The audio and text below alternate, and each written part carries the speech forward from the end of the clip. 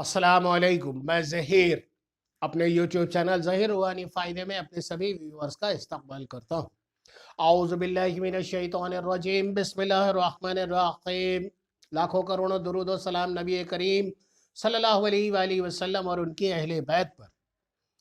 آج میں آپ کو مکاشفۃ القلوب، جو کہ امام غزالی رحمۃ اللہ تعالیٰ علیہ نے تالیف کی، اس کا اگلا حصہ آپ کے سامنے پیش خدمت کرنے جا رہا ہوں۔ باب نمبر 1 اس کتاب کا پہلا باب ہے یہ خوف و خشیت۔ خوف و خشیت اللہ تبارک و تعالی سے، آقا انعامدار شافع روز شمار، ہم غریبوں کے غم گسار صلی اللہ تعالیٰ علیہ وآلہ وسلم نے ارشاد فرمایا کہ اللہ تبارک و تعالیٰ نے ایک فرشتہ پیدا کیا جس کے دونوں بازوؤں کے درمیانی فاصلہ مشرق و مغرب کو گھیرے ہوئے ہے، سر اس کا عرش کے نیچے اور اس کے دونوں پاؤں تحت سرا میں، روئے زمین پر آباد مخلوق کے برابر اس کے پیر ہیں۔ اگر میری امت میں سے کوئی بھی مرد یا عورت مجھ پر درود پاک بھیجتا ہے تو اس فرشتے کو اللہ تبارک و تعالی حکم فرماتا ہے کہ وہ عرش کے نیچے نور کے سمندر میں غوطہ زن ہو، ڈبکی لگائے تو وہ غوطہ لگاتا ہے، اور جب باہر نکل کر آتا ہے اور اپنے بازو پر جھاڑتا ہے تو اس کے پروں سے قطرے ٹپکتے ہیں۔ اللہ تبارک و تعالی اس ہر قطرے سے ایک فرشتہ پیدا کرتا ہے جو قیامت تک اس کے لیے دعائے مغفرت کرتا ہے۔ اے ایمان والوں، اللہ سے ڈرو، یعنی دل میں خوف خدا پیدا کرو، اس کے اطاعت و فرما برداری کرو، اور انسان دیکھے کہ آئندہ کے لیے اس نے کیا بھیجا ہے، کیونکہ اے بندے جو تو کو آج کر رہا ہے، کل تجھے اس کا جو بھی رزلٹ ہوگا کل تجھے ضرور ملے گا۔ مطلب یہ ہے کہ قیامت کے دن کے لیے کیا عمل کیا۔ قیامت کے دن فرشتے زمین و آسمان دن اور رات تمام گواہی دیں گے کہ آدم زادے نے یہ کام بھلائی کا کیا یا برائی کا، فرما برداری کی یا نافرمانی کی، یہاں تک کہ انسان کے اپنے اعضاء بھی اس کے خلاف گواہی دیں گے۔ ایماندار اور متقی اور پرہیزگار انسان کے حق میں زمین گواہی دے گی، چنانچہ زمین یوں کہے گی، اس انسان نے میری پیٹھ پر نماز پڑھی، مجھ پر روزہ رکھا، حج کیا، جہاد کیا۔ یہ سن کر زاہد و متقی شخص خوش ہوگا، اور کافر و نافرمان کے خلاف زمین گواہی دیتے ہوئے یہ کہے گی، اس نے میری پیٹھ پر شرک کیا، زنا کیا، گناہ کیا، حرام کھایا، اور اب اس کے لیے ہلاکت و بربادی ہے۔ اگر الرحمن الرحیم نے اس کا سخت حساب کیا، صاحب ایمان وہ ہے جو تمام جسم کے اعضاء کے ساتھ اللہ تبارک و تعالی سے ڈر رکھتا ہو، جیسا کہ فقیہ ابو اللیث سمرقندی رضی اللہ تعالیٰ عنہ نے فرمایا، 7 باتوں میں اللہ تبارک و تعالیٰ کا خوف پتہ چل جاتا ہے۔ نمبر 1، اس کی زبان غلط بیانی، غیبت، چغلی، تہمت اور فضول بولنے سے بچی ہو، اللہ تبارک و تعالیٰ کا ذکر کرنے، تلاوت کلام پاک کرنے اور دینی علوم سیکھنے میں لگی ہو۔ نمبر 2، اس کے دل میں دشمنی، بہتان، مسلمان بھائیوں کا حسد اس کے دل میں نہ ہو، کیونکہ حسد نیکیوں کو اس طرح چاٹ جاتا ہے جیسے اللہ تبارک و تعالیٰ کے پیارے حبیب صلی اللہ علیہ وآلہ وسلم نے بیان فرمایا، حسد نیکیوں کو کھا جاتا ہے جیسے آگ لکڑی کو کھا جاتی ہے۔ جاننا چاہیے کہ حسد دل کی سب سے گھٹیا بیماریوں میں سے ایک بیماری ہے، اور دل کی بیماری کا علاج صرف علم و عمل سے ہی کیا جا سکتا ہے۔ اس کی نظر حرام کھانے پینے سے، حرام لباس سے محفوظ ہو، دنیا کی طرف لالچ کی نظر سے نہ دیکھے بلکہ اس سے عبرت پکڑے، اور جب اس کی طرف دیکھے تو حرام پر تو کبھی بھی نگاہ نہ ڈالے، جیسا کہ نبی کریم صلی اللہ علیہ وآلہ وسلم نے ارشاد فرمایا، جس نے اپنی آنکھ حرام سے بھری، اللہ تبارک و تعالی قیامت کے دن اس کو آگ سے بھر دے گا۔ نمبر 4، اس کے پیٹ میں حرام کھانا نہ جائے، یہ گناہ کبیرہ ہے۔ حضور نبی کریم صلی اللہ علیہ وآلہ وسلم نے فرمایا، بنی آدم کے پیٹ میں جب حرام کا لقمہ پڑا تو زمین و آسمان کا ہر فرشتہ اس پر لعنت کرے گا جب تک کہ وہ لقمہ اس کے پیٹ میں رہے گا۔ اگر اسی حالت میں مرے گا تو اس کا ٹھکانہ جہنم ہوگا۔ نمبر 5، حرام کی طرف ہاتھ نہ بڑھائے، بلکہ طاقت بھر اس کا ہاتھ اللہ کی فرمان برداری کی طرف بڑھے۔ حضرت قعب بن ابن احبار رضی اللہ تعالی عنہ سے روایت ہے کہ اللہ تعالیٰ نے سبز مودی زبرجد کا ایک محل پیدا فرمایا ہے، اس میں 70,000 گھر ہیں اور ہر گھر میں 70,000 کمرے ہیں۔ اس میں وہی داخل ہوگا جس کے سامنے حرام پیش کیا جائے اور وہ صرف اللہ تبارک و تعالیٰ کے خوف کی وجہ سے اسے چھوڑ دے۔ نمبر 6، اس کا قدم اللہ تبارک و تعالیٰ کی نافرمانی میں نہ چلے بلکہ صرف اس کی اطاعت و خوشنودی میں رہے، عالموں اور نیکوں کی طرف حرکت کرے۔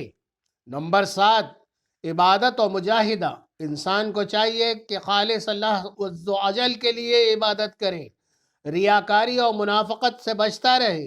اگر ایسا کیا تو ان لوگوں میں شامل ہو جائے گا جن کے بارے میں اللہ تبارک و تعالیٰ نے خود فرمایا ہے، اور تیرے رب کے نزدیک آخرت ڈرنے والوں کے لیے۔ دوسرے آیت میں یوں ارشاد فرمایا ہے، بے شک متقی امن والے مقام میں ہوں گے۔ گویا اللہ تبارک و تعالیٰ یہ فرما رہا ہے کہ یہی لوگ یعنی متقی و پرہیزگار قیامت کے دن دوزخ سے چھٹکارا پائیں گے۔ اور ایماندار آدمی کو چاہیے کہ ڈر اور امید کے درمیان رہے، وہی اللہ تبارک و تعالیٰ کی رحمت کا امیدوار ہوگا، اس سے مایوس اور نا امید نہیں رہے گا۔ اللہ تبارک و تعالیٰ نے خود فرمایا ہے اللہ کی رحمت سے نا امید نہ ہو، پس اللہ تبارک و تعالیٰ کی عبادت کرے، برائی کے کاموں سے منہ موڑ لے اور اللہ کی طرف پوری طرح متوجہ ہو۔ باب نمبر 2، خوف الہی، اللہ تبارک و تعالیٰ کا خوف۔ جناب علامہ ابو اللیث سمرقندی رحمۃ اللہ تعالیٰ علیہ فرماتے ہیں کہ 7ویں آسمان پر اللہ کے ایسے فرشتے ہیں کہ ان کو جب اللہ تبارک و تعالیٰ نے جب سے پیدا کیا ہے برابر سجدے میں ہیں، اور اللہ تبارک و تعالیٰ کے عذاب سے انتہائی خوف زدہ ہیں۔ قیامت کے دن وہ سجدہ سے سر اٹھائیں گے تو کہیں گے، اے اللہ سبحانہ و تعالیٰ تو پاک ہے، ہم تیری قما حق ہو عبادت نہ کر سکے۔ اللہ تبارک و تعالیٰ کا فرمان ہے، جب فرشتے اپنے رب سے ڈرتے ہیں اور جس چیز کا انہیں حکم دیا گیا ہے وہی کرتے ہیں اور ایک پل بھی میری نافرمانی میں نہیں گزارتے۔ رسول اکرم صلی اللہ علیہ وآلہ وسلم نے ارشاد فرمایا، جب کوئی بندہ اللہ کے خوف سے کانپتا ہے تو اس کے گناہ اس کے بدن سے ایسے جھڑ جاتے ہیں جیسے درخت کے ہلنے سے اس کے پتے جھڑ جاتے ہیں۔ حکایت، ایک نوجوان ایک عورت کی محبت میں گرفتار ہو گیا۔ وہ عورت کسی قافلہ کے ساتھ باہر کے سفر پر روانہ ہو گئی۔ جوان کو جب معلوم ہوا تو وہ بھی قافلہ کے ساتھ چل پڑا۔ جب قافلہ جنگل میں پہنچا تو رات ہو گئی۔ رات کو انہوں نے وہاں پڑاؤ کیا۔ جب سب سو گئے تو وہ نوجوان چپکے سے اس عورت کے پاس پہنچا اور کہنے لگا، میں تجھ سے بے انتہا محبت کرتا ہوں اور اسی کے لیے میں قافلے کے ساتھ آ رہا ہوں۔ عورت بولی، جا کر دیکھو کوئی جاگ تو نہیں رہا۔ جوان نے مارے خوشی کے سارے قافلے کا چکر لگایا اور واپس آ کر کہنے لگا کہ سب لوگ بے خبر سو رہے ہیں۔ عورت نے پوچھا، اللہ تبارک و تعالیٰ کے بارے میں تیرا کیا خیال ہے؟ کیا وہ بھی سو رہا ہے؟ جوان بولا، اللہ تبارک و تعالیٰ تو کبھی نہ سوتا ہے اور نہ ہی اسے اونگ آتی ہے۔ تب عورت بولی، لوگ سو گئے تو کیا ہوا؟ اللہ تبارک و تعالیٰ تو جاگ رہا ہے، ہمیں دیکھ رہا ہے، اس سے ڈرنا ہم پر فرض ہے۔ جوان نے جیسے ہی یہ بات سنی خوف خدا سے کانپنے لگا اور برے ارادے سے توبہ کر کے گھر کی طرف واپس چلا گیا۔ کہتے ہیں جب وہ جوان مرا تو کسی نے اسے خواب میں دیکھ کر پوچھا، سناؤ کیا گزری؟ جوان نے جواب دیا، میں نے اللہ تبارک و تعالیٰ کے خوف سے ایک گناہ کو چھوڑا تھا، اللہ تبارک و تعالیٰ نے اسی وجہ سے میرے تمام گناہوں کو بخش دیا۔ سبحان اللہ۔ ایک اور حکایت آپ کو سناتا ہوں۔ حکایت مجمع اللطائف میں ہے کہ بنی اسرائیل میں ایک کثیر العیال یعنی زیادہ اولاد والا عابد تھا۔ ایک عبادت گزار شخص تھا لیکن آل اولاد بہت ساری تھی۔ اسے تنگ دستی نے گھیر لیا۔ جب بہت پریشان ہوا تو عورت سے کہا جاؤ کسی سے کچھ مانگ کر لاؤ۔ عورت نے ایک تاجر کے یہاں جا کر کھانے کا سوال کیا۔ تاجر نے کہا اگر تم میری آرزو پوری کر دو تو جو چاہو لے سکتی۔ عورت بیچاری چپ چاپ خالی ہاتھ گھر لوٹ آئی۔ بچوں نے جب ماں کو خالی ہاتھ دیکھا تو بھوک سے چلانے لگے اور کہنے لگے امی ہم بھوک سے مر رہے ہیں، ہمیں کچھ کھانے کو دو۔ عورت دوبارہ اسی تاجر کے یہاں لوٹ کر گئی اور کھانے کا سوال کیا۔ تاجر نے پھر وہی بات دہرائی کہ جو پہلے کہہ چکا تھا۔ عورت رضامند ہو گئی، مگر جب یہ دونوں تخلیہ یعنی تنہائی میں پہنچے تو عورت خوف سے کانپنے لگی۔ تاجر نے پوچھا کس سے ڈرتی ہو؟ اس نے کہا میں اس رب لم یزل سے خوف سے کانپتی ہوں جس نے ہمیں پیدا کیا۔ تب تاجر بولا جب تم اتنی تنگ دست اور مفلسی میں بھی اللہ تبارک و تعالیٰ کا خوف رکھتی ہو تو مجھے بھی اللہ کے عذاب سے ڈرنا چاہیے۔ یہ کہا اور عورت کو بہت سا مال و منال اور اناج دے کر باعزت اسے رخصت کیا۔ اللہ تبارک و تعالیٰ نے پیغمبر وقت موسیٰ علیہ السلام پر وحی بھیجی کہ فلاں ابن فلاں کے پاس جاؤ، اسے میرا سلام کہہ دو اور کہنا میں نے اس کے تمام گناہوں کو معاف کر دیا ہے۔ موسیٰ علیہ السلام کے حکم کے مطابق اس تاجر کے پاس گئے اور پوچھا کیا تم نے کوئی عظیم نیکی انجام دی ہے جس کی وجہ سے اللہ تبارک و تعالی نے تمہارے تمام گناہوں کو معاف کر دیا ہے؟ اور جواب میں تاجر نے اوپر بیان کیا گیا سارا واقعہ کہہ سنایا۔ حضور صلی اللہ علیہ وآلہ وسلم فرماتے ہیں فرمان الہی ہے کہ میں اپنے کسی بندے پر 2 خوف اور 2 امن یعنی سکون جمع نہیں کرتا۔ جو شخص دنیا میں میرے عذاب سے ڈرتا ہے میں اسے آخرت میں بے خوف کر دوں گا، لیکن جو دنیا میں میرے عذاب سے بے خوف رہتا ہے میں آخرت میں اسے ضرور خوف زدہ کروں گا۔ اللہ تبارک و تعالیٰ کا ارشاد ہے تم لوگوں سے نہیں مجھ سے ڈرو، اور ایک جگہ فرماتا ہے اگر تم مومن ہو تو لوگوں سے نہیں مجھ سے ڈرو۔ حضرت عمر رضی اللہ تعالیٰ عنہ اور خشیت الہی۔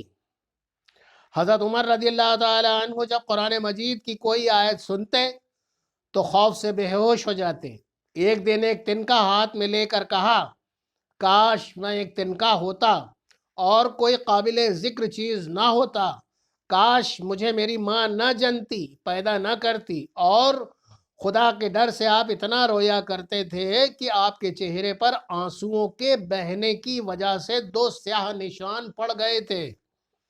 حضور صلی اللہ علیہ وآلہ وسلم نے ارشاد فرمایا ہے جو شخص خوف خدا سے روتا ہے وہ جہنم میں ہرگز داخل نہیں ہوگا، اسی طرح کہ جیسے کہ دودھ دوبارہ اپنے جانور کے تھنوں میں نہیں جا سکتا۔